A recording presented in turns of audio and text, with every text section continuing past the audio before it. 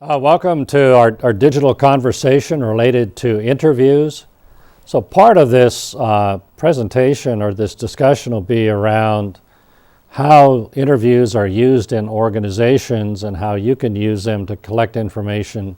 And then part of them will just be some tips to you to help you be more successful as you go through the interviewing process. This particular part of our work is fairly detailed, so some of these slides are busier than I would like. I'm going to give you a general perspective on them. And remember, the way the course is designed, you will have read the book. You will have had an opportunity to look at the detail slides. These videos are used to help focus you on critical information. And if you're not getting what you need from those three knowledge gaining activities, remember our Monday colloquials are designed exactly for that. So just bring your questions to class and we have a whole hour and 15 minutes to deal with questions, and hopefully by this process you'll master the material. So let's take a look at what we want to cover. Again, on the technical side, there are different types of interviews. Interviews go through phases, so we'll make you aware. Again, if you're having the interview, you know how to set them up. If you're being interviewed, you see how they're going to flow. We'll talk about the different type of questions that are used. Then some tips in answering questions. Again, this is to help you when you're being interviewed.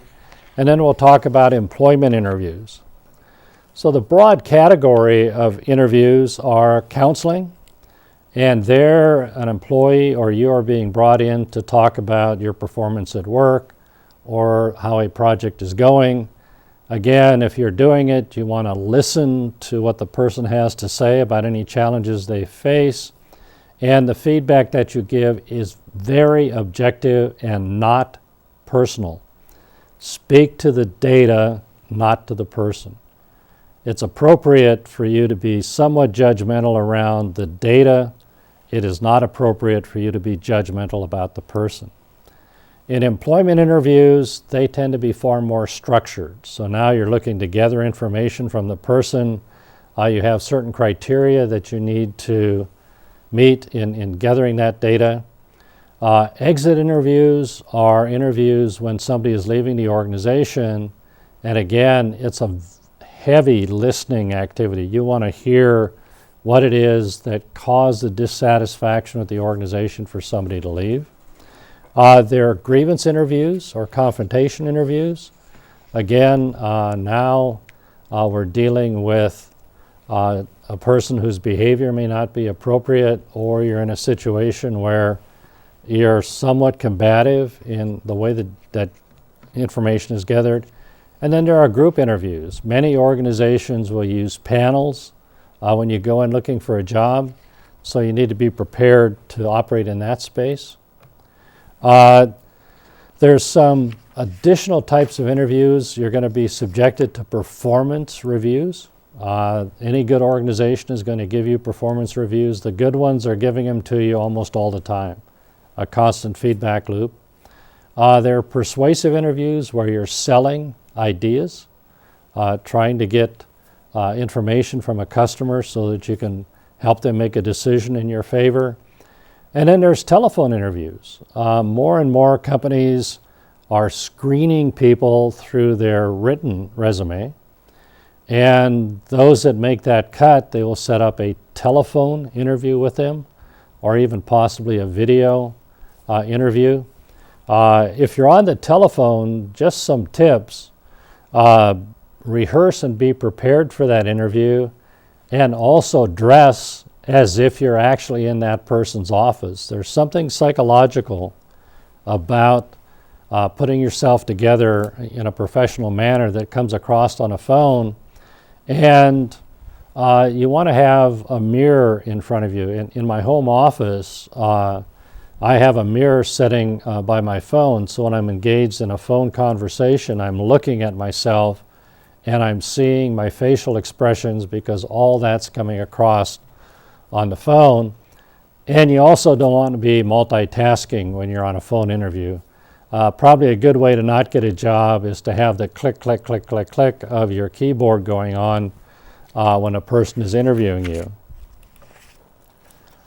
the flow of an interview is very straightforward. There's a clear opening, and in the opening you want to establish rapport with the person, try to find common ground. You want to orient the person in the interview, name why the interview is taking place, what it is that you're trying to accomplish. Then there's a motivational side. If you're trying to motivate the person to join your organization, it may be persuasive. If you're trying to get information from the person, you're trying to motivate them to provide that information. Then there's the question and response period. Again, you're getting into gathering more and more detailed information. And then there's a close to the interview. Thank you very much for coming in. It's been very, very helpful. I understand you're interested in the position. I hear that you had this amount of experience. I'm going to take my notes, and the other people that interview are going to take their notes back, and collectively we're going to review it. You should be hearing from us within X days. That's a very, very professional format, and something that if a company operates that way, you probably want to go to work for them. And if you're doing the interviewing, that's the way you want to conduct them. When you're putting together the questions, there's a whole range of questions that you can use in the interviewing process. Some are very, very focused and very specific. They're called closed-end questions. They simply require a yes or no answer. Oftentimes you'll see that companies are collecting specific data. Are you a high school graduate? Yes. Okay, got that information taken care of. Then they're open-ended questions. So you may start with a closed, are you a high school graduate? Yes. Open-ended, or more closed-ended, what high school did you go to? Specific name. What was your experience like in high school? Very, very open-ended. You may be confronted with a hypothetical question. And here they're trying to think of ways in which your brain operates under a certain set of circumstances. Can you give me an example of how you would handle an employee that's coming to work late? We talked about that in our time discussion. Now it's very hypothetical, but you have a chance to respond to the question. Direct questions, again, are like the closed. They require a specific answer. What was your major in college? What specific courses within that major did you particularly excel at? And then you can go from there. Some interviews, you may not run into those, but if any of you are looking at law enforcement, military, some of those other environments, they'll ask you loaded questions in which there's really no right answer. And really what they're looking for is how you respond to the questions that are being thrown at you. So it's more a judgment around your intellectual capacity and your flexibility. They're leading questions where people are taking you down a certain direction. And again, you may use them to get to a specific area. What may be most important is how people discipline employees. So you may start with a series of questions that gets to the real question. Tell me of an instance where you had to fire somebody and how did you do that? And then there are third-person questions.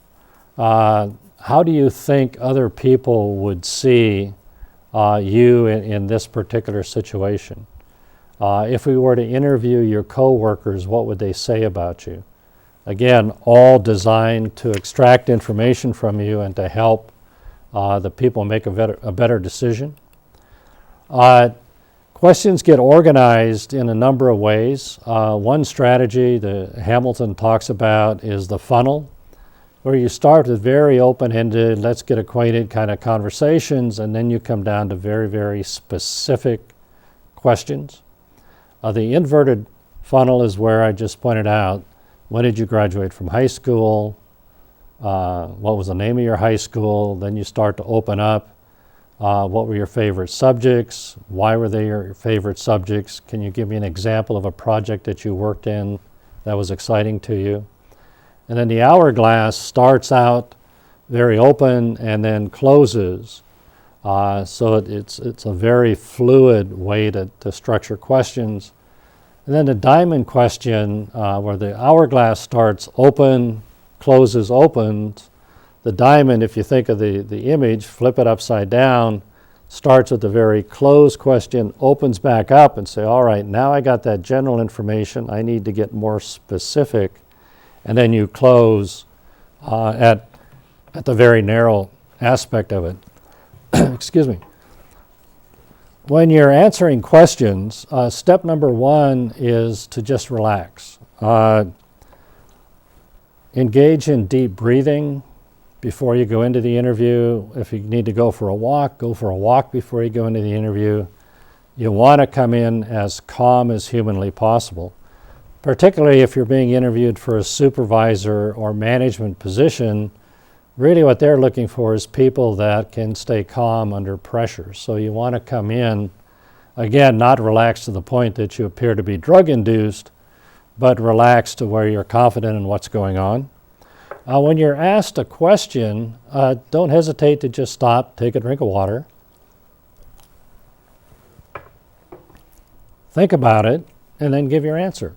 You're not under the clock. It's not where you have 5 seconds to answer this question. Stop, reflect, respond. If you don't know, simply say you don't know. But I'll go back and check it out, and I can give you a call at the end of the day. Absolutely appropriate. I'm smiling to myself because this is a typical American flaw. Don't say any more than what you want to say and need to say to answer the question. Just answer the question. I sort of get a chuckle out of all these laws that are designed to protect people during the interviewing process that say it's illegal to answer these or ask these questions, A, B, C, and D. And typically you come in and you say, good morning, how was your day? You would not believe my day. My husband yelled at me as I went out the door. My 3 kids were not complying. When we tried to go to school, the car broke down, and that beast of a car just is not... All of that stuff that the interviewer legally cannot ask, but now you've just laid your whole life history out to the person involved. So answer the question, no more. Listen very carefully to what you're being asked, and then respond to that person. Remember, we talked in our listening conversation about the power of effective listening. So practice that. Be attentive to the intentions of the interviewer. Try to understand what it is they're getting at. Are they worried about your ability to hire or perform under pressure? Are they worried about your ability to work in a cross-cultural setting? Are they worried about your ability to have a flexible schedule? So try to pick up on that and then deal with that interviewer's concern through the process. Provide information you want to provide. So even if you're not asked about something you think is valuable to your doing the job, spin an answer back to where you get that critical information on the record.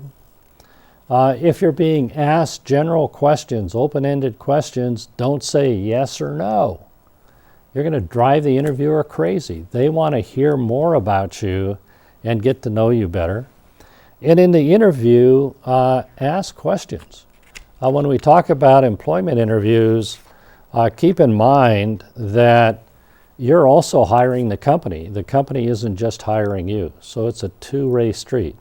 And the farther you go in your career, the more important it is for you to make a really good decision about who you're going to devote your time and talent to. So ask some questions. So let's take a look at what it takes to get employed. There's some key concepts related to employment. One is you got to find a job, the job hunt. And then what goes on during the application process, typically what goes on in the job interview, the different types of job interviews, how you structure the interviews, and then how follow-up occurs. You're going to be bored with my saying so through the entire semester because I get on the soapbox on day one and I stay at it until finals week. University is your chance to develop a network that's going to serve you well for the rest of your career. Many of the hard skills we teach, particularly in the College of Business, are going to be obsolete in a very short period of time. That's just the reality of how fast organizations are moving. So the best marketing practices you're taught today, in 5 years, people are going to laugh about the good old days. But what doesn't change is the relationships that you make with your classmates and your professors on campus. And I indicate that if you leave university without at least 25, hopefully 50 folks that you think are going to be stellar in their careers and people you want to know for the rest of your life, you probably wasted your college education. Because it's the networks that are going to get you your job. And then you take a look at the research that's being done.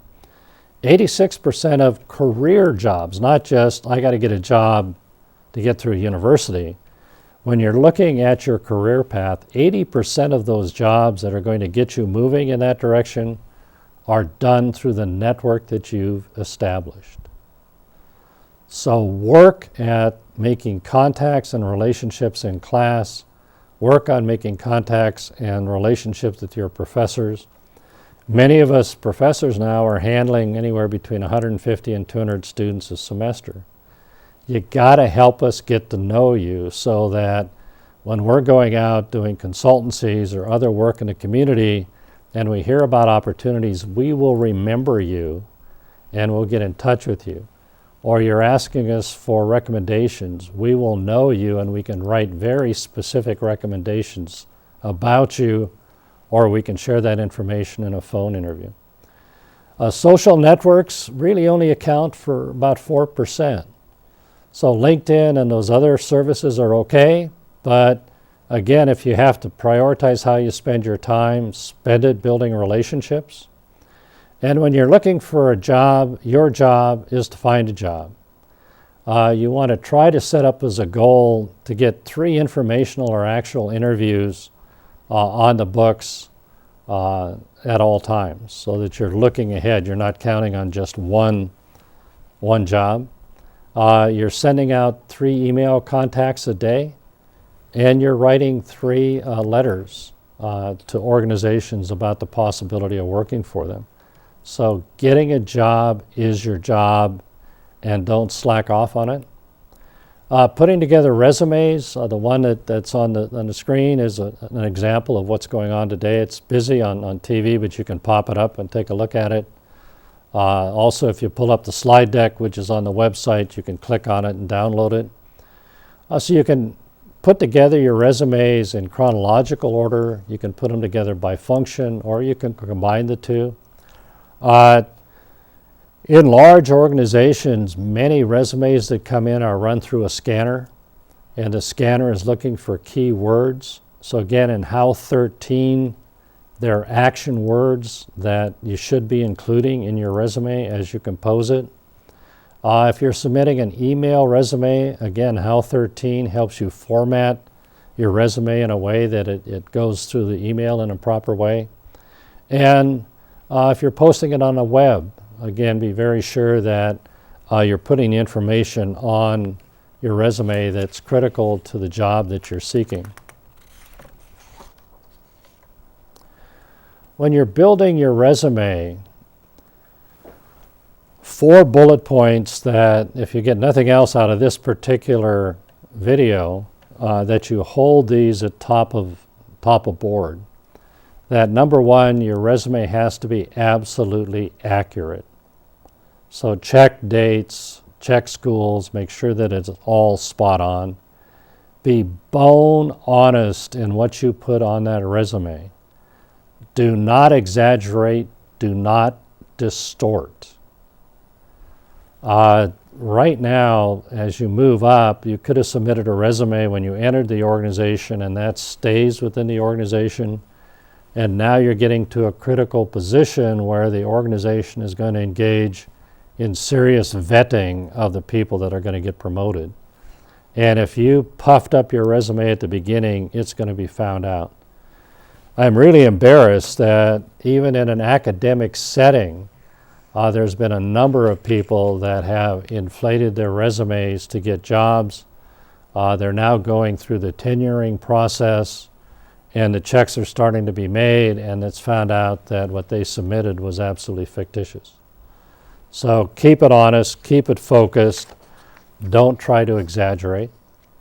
To accompany your resume, you want to write a letter of application where your resume is very, very precise in data. The application is your chance to take your life's experiences and mold them to where they align with the job that you're seeking. So it's your opportunity to sell yourself, and the theme on that particular piece of correspondence is, what is it that you can do for the organization that you're seeking to work for? Right, so all that's gone on, and you're now getting to where you actually have a job interview. Don't engage in the behaviors of the lady on the clip. Just relax. Think about what you're going to do in that interview. Think of it as an opportunity for you to share and to gain knowledge about the organization. Particularly those of you that don't have much work experience and are coming out of university, you tend to panic when you actually realize you got to get a job. And I must have had this conversation 100 times. What is it that I have to offer? I've gone in for these interviews and I'm looking around the waiting room, and there's other candidates that are going to be going in to be interviewed. They're much older, they're more experienced than I am. Just relax. That good organizations have a mix of new workers, mid-career workers, and later career workers, and that energy between these three generations is magic. So what they're looking for in you is raw energy, unbridled passion about what it is that you can do for the organization, and just excitement. At my age, I don't radiate a whole lot of energy. Hopefully there's still some passion and some excitement, but it's nowhere close to what I could project when I was in my 20s. So that's an asset that you have to sell. I'll be very positive about yourself. Think that you have something to offer without being cocky or arrogant, and that all of your life experiences, whether they were good or bad, help create the person that you are. And strong internal locus of control, and hopefully this was covered in your psych classes and in HROB 101. That's an academic way of saying you take responsibility for your actions. It's not somebody else did something that caused you to fail, something happened that caused, no. In this situation, I made a bad call. I really learned from it. If I'm exposed to that situation again, trust me, I'm not going to engage in that behavior. That is going to separate you from the herd right away. The submissive style doesn't mean passive and protected and sort of very, very ultra cautious. Submissive means that in the interview, you're going to let the interviewer take the lead, and you're going to respond in a positive way, not an aggressive way, and don't play one-up with the interviewer. It's not a contest to demonstrate that you're smarter than the person that's interviewing you for the job. You want to help them feel good about themselves as they went through. So on the verbal and the nonverbal side, speak clearly and positively, not arrogant. If you have a tendency for your voice to get up when you start to get excited or your rate of speech increases quickly, practice slowing it down. You want to use positive hand gestures and smile in the interview. Remember we talked about eye contact in another video. Maintain eye contact with that person. A nod, let the person know you understand. Send them signals that you're engaged. And lean forward when you're asked a question in the interview. So the interviewer knows, hey, this person is really interested in what I have to say and in the position. You're going to run into different types of interviews, so you need to be prepared. One is the non-structured, and I started with that because that's one that's not talked about enough. When you're going through the interviewing process, you are always on stage. I'll say that again. When you're being interviewed, you are constantly being observed as if you're on stage. So if the person interviewing you invites you to lunch or to dinner after the interview, don't think, this is a time to relax. I can engage in whatever behaviors I want to. No. They're taking a look at, do you know how to handle a menu in a restaurant? Do you know which forks and knives to use?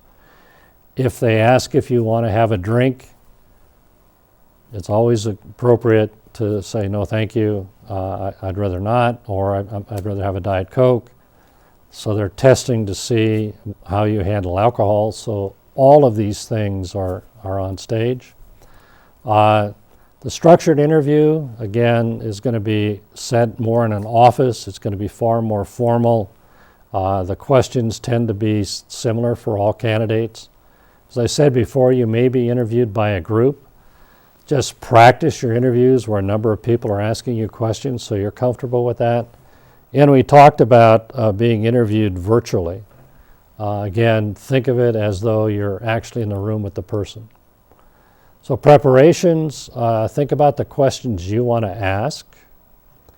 Think about how you want to follow up on the interview with the person, phone calls. In all cases, you're going to set yourself apart by sending a note to the person thanking them for taking the time to interview you. Now you've been hired, now you've been promoted, and you're going to be the one conducting interviews. It is absolutely fascinating that research continually tells us that the least scientific way to make a hiring decision is the interview, yet consistently the interview is the dominant source of information on which a hiring decision is made. So your job as the interviewer is to do your homework before you come in. You want to know all you can about the applicant. You want to plan down to exactly where the person is sitting, where you're sitting. You want to organize your questions. Again, use the hourglass, use the funnel, use an approach that makes sense to you. You want to practice your opening so that you can make the person feel comfortable coming in. Again, obey the law, always a good thing. Listen very, very carefully, and your job is to solicit responses. And once you're done, you want to verify all the information that the person gave. And then if you don't have enough information, you want to follow up what you learned and check your impressions of the person with other people that may have interviewed them. So hopefully you've got both sides of the equation. This is how interviewing is done to you, and then this is how you're going to become a professional interviewer. Again, a lot of information. Come to class and bring your questions, and we'll spend as much time as this as you like. Take care.